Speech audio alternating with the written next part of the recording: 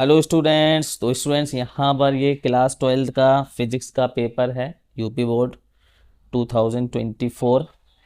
और इसके objective type जो क्वेश्चन आए हुए हैं यहाँ पर सेक्शन ए में, ठीक है, ये सेक्शन ए हिंदी में भी दिया हुआ है, इंग्लिश में भी दिया हुआ है। तो ये जो क्वेश्चन है उनके सॉल्यूशन क्या क्या हैं आज हम देखते हैं। तो पहला सवाल है, a wire is stretched to double of its original length, the value of its resistivity become.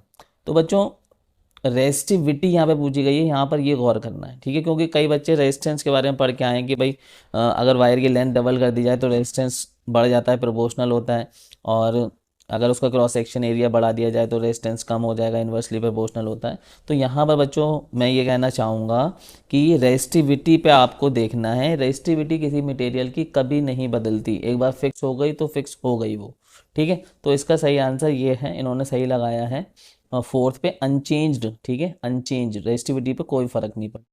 Next question क्या है बच्चों यहाँ पर, the refracting angle of a prism of refractive index √3। अब जो प्रिज्म है उसका जो रिफ्रैक्टिव इंडेक्स है वो √3 दिया हुआ है, is equal to its angle of minimum deviation.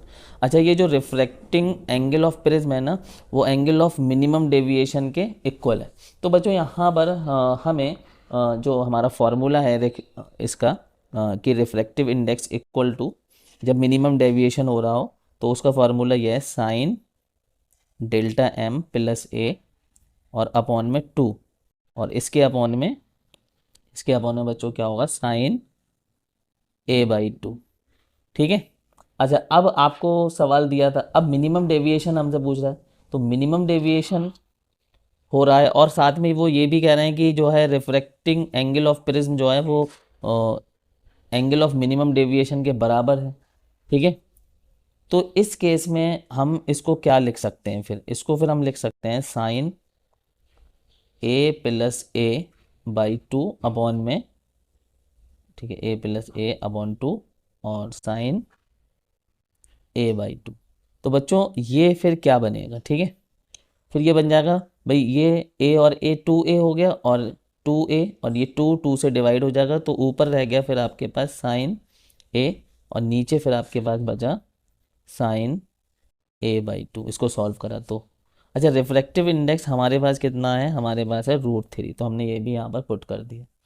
अब बच्चों यहाँ पर ये जो साइन ए है इसको हम चेंज करेंगे ट्रिग्नोमेट्रिक फार्मूला से, ठीक है। तो इसको हम लिख सकते हैं 2 साइन a/2 कॉज a/2, और अपॉन में क्या है हमारे पास, साइन a/2 है। अब ये साइन a/2 से साइन a/2 कैंसिल हो गया, अब हमारे पास बचा है √3 इक्वल टू 2 कॉज a/2।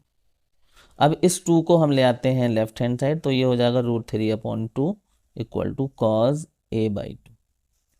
अब हम जानते हैं कि रू कहाँ पे जाके, किस एंगल पे जाके, कि कॉज 30 अगर आप लिखते हो तो उसका जो आंसर है वो होता है √3/2 कॉस 30, ठीक है।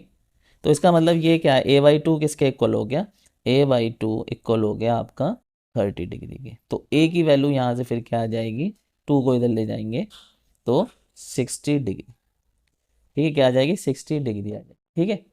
तो यहाँ पर सही आंसर क्या है बच्चों, ये थर्ड वाला सही आंसर है, the value of angle of minimum deviation ये 60 डिग्री होगा, कितना होगा, 60 डिग्री होगा, ये सही आंसर।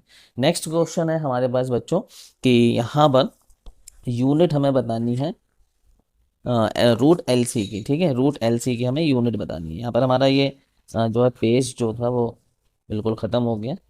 तो √LC की जो यूनिट है, ठीक है, वो वैसे इसका आंसर जो है ये फोर्थ वाला है सही, सेकंड, ठीक है। कई बच्चे यहाँ पर फेराड इंटू हेनरी करके आए, लेकिन वो गलत है, ठीक है।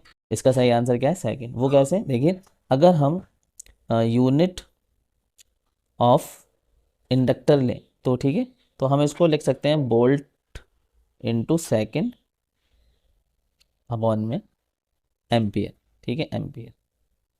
अब एम्पियर को हम, क्योंकि एम्पियर जो है करंट की यूनिट है, तो इसको हम क्या लिख सकते हैं बाद में, Q/T, ठीक है, मतलब चार्ज अपॉन सेकेंड लिख सकते हैं इसे।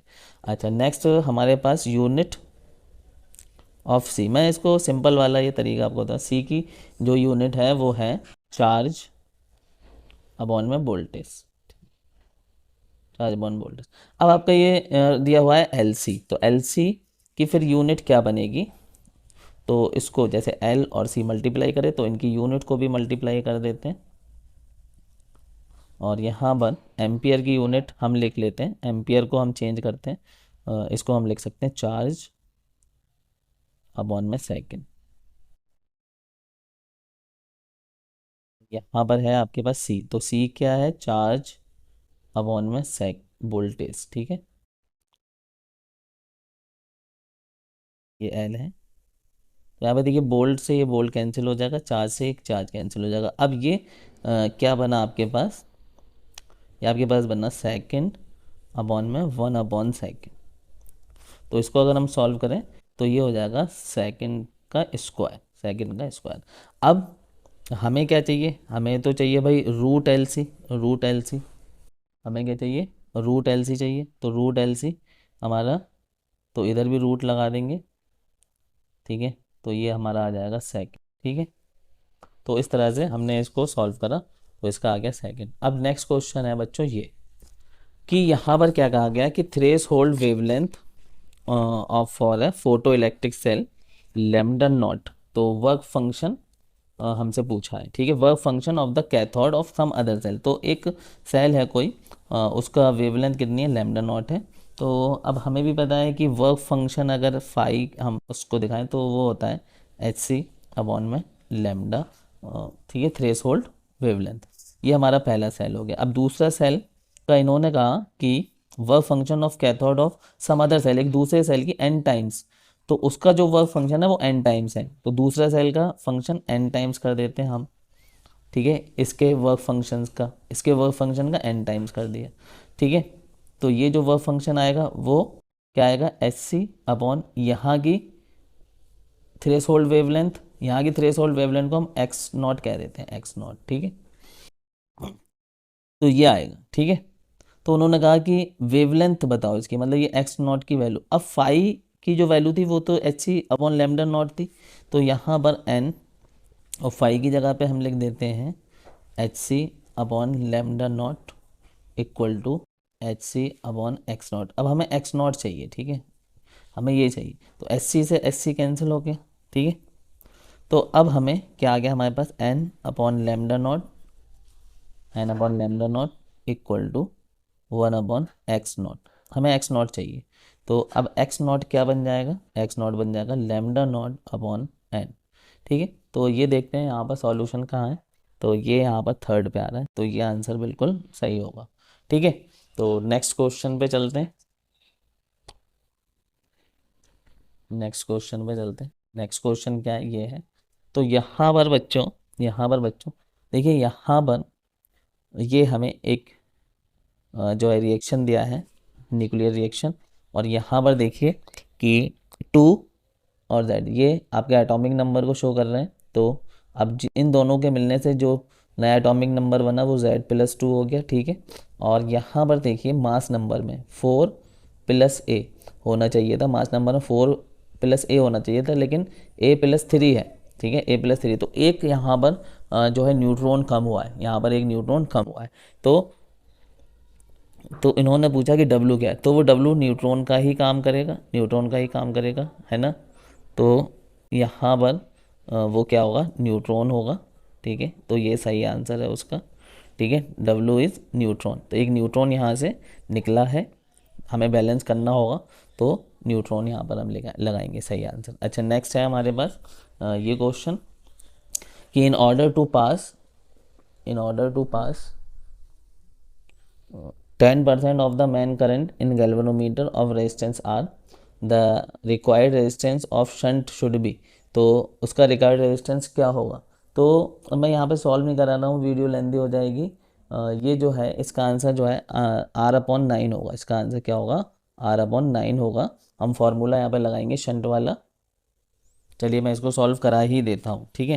तो हमारा शंट वाला फार्मूला क्या होता है, यहाँ पर देखिए 10% की बात कर रहे हैं, तो हमारा गैल्वेनोमीटर में जो करंट जाएगा वो कितना जाएगा, गैल्वेनोमीटर में करंट फिर हमारा 10/100 जाएगा, ठीक है। तो ये हो जाएगा 0.1 I। अच्छा, अब हमारे शंट का फार्मूला क्या होता है, शंट का फार्मूला होता है IG गैल्वेनोमीटर का रेजिस्टेंस अपॉन में 1 माइनस आई जी, ठीक है। तो यहाँ पर आई जी की जगह पे 0.1 रखेंगे, ठीक है, और गैल्वेनोमीटर का रेजिस्टेंस आर है अपॉन में 1 माइनस 0.1 आई जी जो है, ठीक है। फिर इसको हम सॉल्व करेंगे तो ये हो जाएगा 0.1 आर, ये शंट की वैल्यू आएगी, ठीक है, और यहाँ पर 0.9 आ जाएगा, डेसिमल से डेसिमल कैंसिल हो जाएगा, तो आर अपॉन 9 आ रहा है, ठीक है, क्या आ रहा है, आर अपॉन 9, ठीक है। तो यहाँ पर वही मैंने कहा था कि आर अपॉन 9 इसका सही आंसर आएगा। तो ये सारे ऑब्जेक्टिव क्वेश्चन थे, ठीक है, इस पेपर में। और भी अगर आपको क्वेश्चन का सॉल्यूशन चाहिए तो मुझे कमेंट्स करके ज़रूर बताएं, ठीक है। ऑब्जेक्टिव टाइप मैंने सारे इस वीडियो में कवर कर दिया आपके, ठीक है। तो wish you all the best for your next exams.